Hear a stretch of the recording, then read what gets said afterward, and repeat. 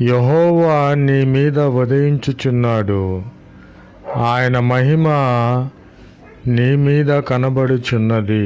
ప్రభునామమునకు స్తోత్రములు కలుగునుగాక. యెహోవా మన మీద ఉదయిస్తున్నాడు అంటే మనము ఎంత ధన్యులమో మీరు ఒకసారి ఆలోచించండి.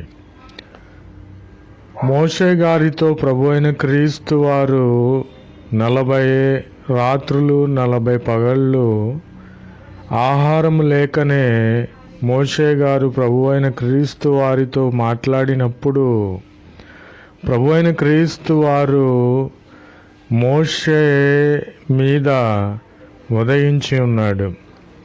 నీతి సూర్యుని వలె ప్రభు అయిన క్రీస్తు వారు మోషే గారి మీద ఉదయించి ఉన్నాడు. అలాగునే దేవుని యొక్క మహిమ